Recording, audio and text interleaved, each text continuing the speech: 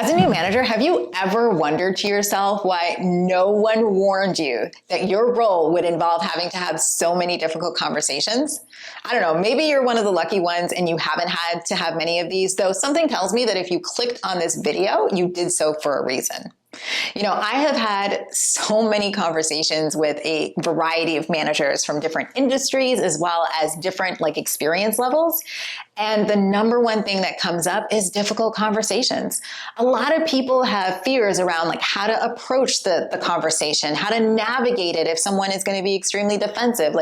There's a lot of feelings around having difficult conversations. And so if you're feeling that way, if you're sitting there going, yeah, Mac, that's me. I fear having to have a conversation with someone that I already know is going to be on the defensive, or I don't know how to approach this thing and to get started with this person, then take a breather. Big breather and know that I've got you, because in this video, I'm going to share 3 things that are going to make a huge difference for you. So number 1, I'm going to be talking about the 2 biggest mistakes that new managers make around difficult conversations and what to do instead. Number 2, I'm going to talk about why becoming a pro at navigating conversations like these is crucial if you want to be an impactful leader. And then finally, I'm going to share some practical advice on where to start when it feels all too difficult. I want to say before we dive into this, in case you are beating up on yourself right now because you don't have this difficult conversation thing on lock, I just want to say that these conversations are called difficult for a reason, right? It's not called the easy conversation, and that's because there is nothing easy about them. They're hard. There are so many fears that are simmering beneath the surface of these types of conversation that make them hard. There's the fear of being disliked. There's the fear of causing tension. There's the fear of triggering an emotion in someone else that you feel like you can't come back from. There's a lot of fears that can have you feeling really paralyzed. And I know for a certainty that I've felt paralyzed by these conversations myself. It was really hard for me to engage in situations or in perceived conflicts with other people. I remember, maybe it was last year, I shared a personal experience of when I first became a manager and where I dealt with the situation where one of my team members, wanted the role of manager. We all kind of grew up together in the department, and she felt like she deserved the role of manager for whatever her reasons were. She felt like she deserved them. I got them instead.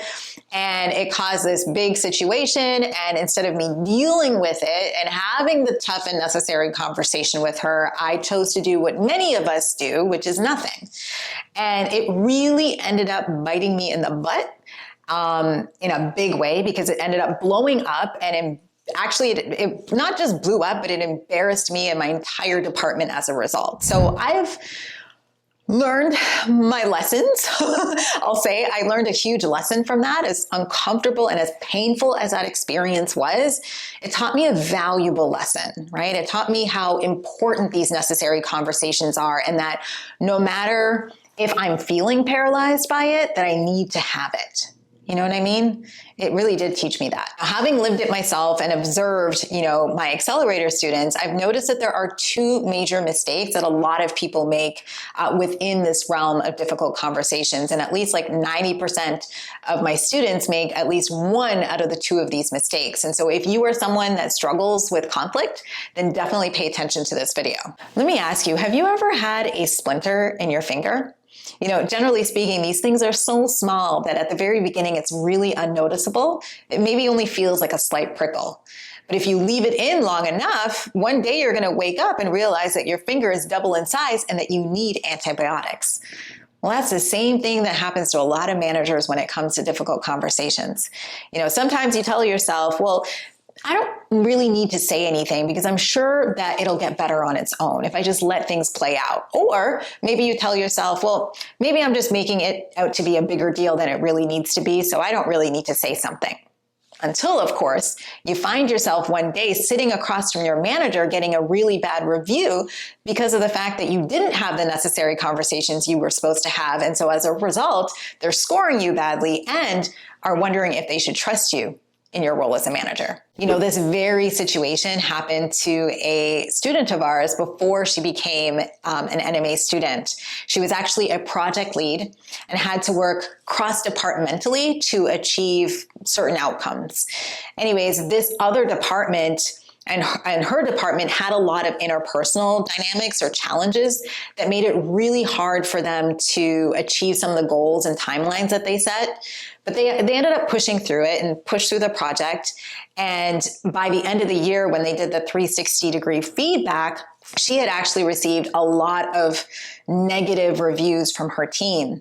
They had found, or they had said, I should say, that they didn't feel like she had their back, and they felt like the reason why they weren't able to achieve these timelines and goals was because she wasn't having the conversations that she should have had with the other department head. And so as a result, this manager, she ended up getting a really poor review from her manager, and her manager actually ended up putting her on a 3-month performance improvement plan, which ultimately led her to the accelerator program because she was like, well, I don't want to lose my job. So she sought out some help. Some of you are probably watching and saying to yourself, yep, that's me, guilty as charged, in which case I feel you.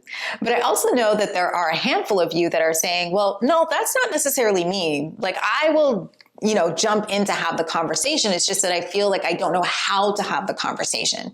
In which case I'll say to you, it's probably because you're not utilizing a framework to help you, but also some of it could be because you're not having these smaller necessary conversations. Because what I've found is it is not so hard to have the bigger conversation if you are having the smaller bite-sized conversations in between. But either way, regardless of where you land, it all boils down to not ignoring it, but addressing it. If a team member doesn't have the skill set required to meet your expectations, don't let it go on, say something. If a team member's performance is dipping because of personal issues, don't let it go on, say something. Yes, both these situations are sensitive and require an empathetic touch and approach, but the answer isn't to hide from it. No, you have to engage in it and have the necessary conversation in that moment. Never let the clock start in your head with someone that you have not talked to yet. All that's going to do is lead to a buildup of resentment for you, which they will ultimately feel as well. Now, yes, addressing conflict head-on is really important, but I have noticed that there is a second, more subtler way that a lot of managers avoid having the necessary conversation. So again, years ago, this is when I was back in corporate, I had a newer manager that was reporting to me. And she needed to deliver some feedback to one of her team members, but the problem was that they didn't always overlap in their working time period. So because the call center was 24 hours, she didn't always see her at the same time. Anyway, she had some feedback for her, and so she decided that she was going to email this feedback. And again, her reasoning was, well, I'm not going to see her. We're not going to have an overlapping time for a couple of days. And this is feedback that I need to give her now. So her reasoning was, I'll send it by email. Well, let me tell you, her sending it by email led to tears. It led to quarrels, and it led to a complaint being lodged against me because ultimately I was the manager of that entire department. All because the supervisor decided to send her team member feedback by email. Moral of the story, well, recognize that your mode of delivery absolutely impacts the outcome. Don't choose efficiency and expediency over the outcome. Now, yes, you want to have these conversations promptly and face them head on, but not at the expense of the outcome. At the end of the day, all these conversations have a defined purpose or outcome, right? We usually have these conversations to produce results, to clear the air, to remove a roadblock, and maybe to seek clarity. But you can't just have these conversations and forget about the reason that you're having them or what you hope to achieve.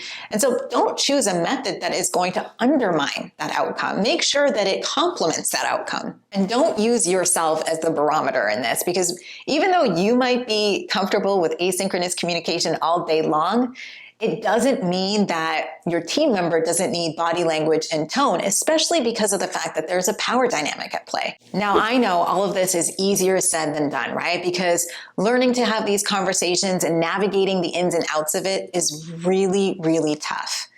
But I also know it to be true that you really care about having a healthy work environment, right? Otherwise, you wouldn't be watching this video here today. And so because of that, I need to tell you something that is very important. know that practicing avoidance or not having these conversations is having the opposite effect of what you are going for. Because when you practice avoidance, it multiplies. Meaning everybody else is observing this behavior and they're seeing that what is more important is nice rather than being truthful. And where there is no truthfulness in a team, people are not having the conversations that need to be had, which means you are usually blocking people from getting results.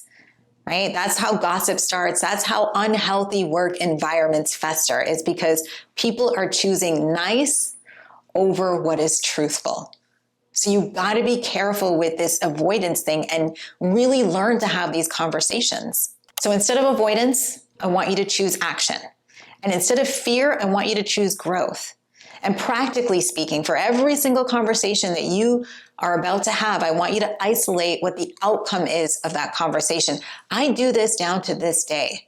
I isolate at the very beginning, what is it that I want to achieve in this conversation, right? And I might say, hey, like by the end of this conversation, I want Susie and I to achieve X, Y, Z, right? And that helps me guide the conversation. That helps me to frame it and deliver it in a way that is impactful.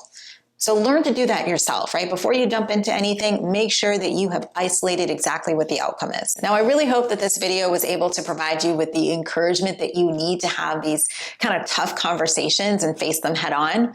But I will say, like, it's really hard to face these conversations head on if you are feeling underconfident in your role and if you are doubting yourself as a leader. And so if that's the case for you and you're trying to find your confidence, then I want you to watch this video right here.